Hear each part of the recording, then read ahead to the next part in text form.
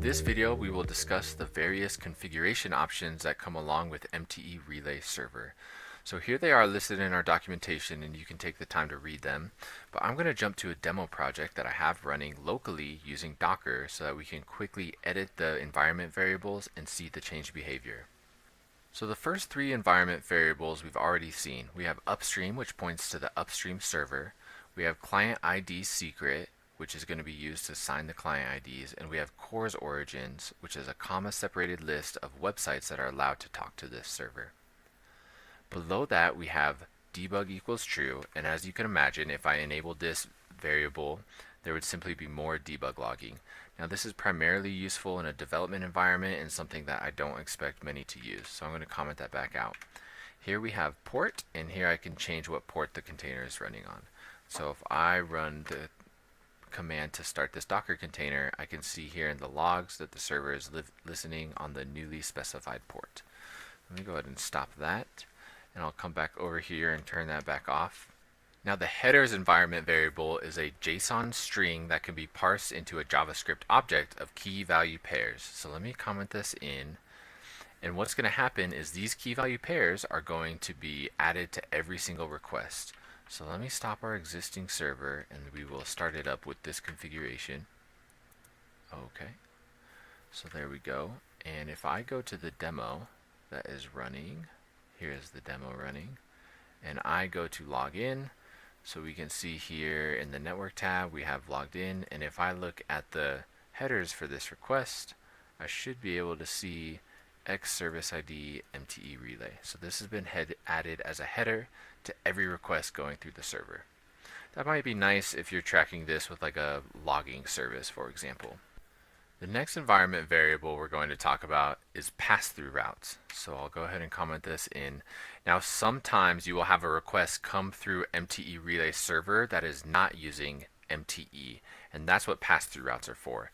So for example, sometimes we have a webhook from a third party that needs to send data to a URL that we own, and if you want that to pass through MTE Relay Server and that third party is not using MTE, you can provide a pass-through route here.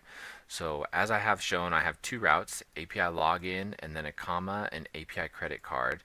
You also can use a wildcard, for example. So if you want everything behind API to be a pass-through route, or maybe you want API user routes to just use pass-through routes, you can do that as well. So let's go ahead and change this to API login, and I'm going to save this configuration, and we will start up the Docker server. So once this is running, we can see that, okay, so now we are running. And now, if I go to our demo, and I select to not use MTE, but I do want to still send the request through the locally running MTE Relay server, I can use that with login because login is a registered pass-through route. So let's go ahead and send this request, and we can see that it's working just fine. If I change this to John, I can do that, and we got the response back. And if I look at the request, we can see here that it did indeed go to our locally running MTE Relay Server on port 8080 using this login, and it just was simply passed through. There was no MTE encoding or decoding that happened. So that is the purpose of pass-through routes. Let's go back to the code base, and I will comment this out. The next configuration option is the max pool size. So I'll enable this, and by default the value is 25. And what this refers to is the number of encoder-decoder objects that are held in memory by the MTE Relay server. So having more of these will mean that you're able to handle more HTTP traffic more quickly. The only downside is that you will be holding these in memory, so depending on your use case, you may want to limit the number that you use. I would recommend maybe moving up to 100 and seeing how your server does, and you can adjust from there. So I'm not actually going to run this because we won't be able to see it. The last configuration option is a Redis connection URL. So when this is provided, MTE Relay Server will attempt to connect to this Redis instance and use it to store all of its internal state. This is good for two reasons. Number one, containers are ephemeral, so when they spin down, they lose all of their in-memory data. That includes all of our internal state. If we store that state in Redis, then that can be preserved between stopping and starting of our Docker container. The second example of when you would want to provide a Redis URL is when you are load balancing requests between multiple MTE Relay servers. That way, when the state about a given client is stored in Redis, any of the servers can access that state and we can effectively load balance between all of the instances.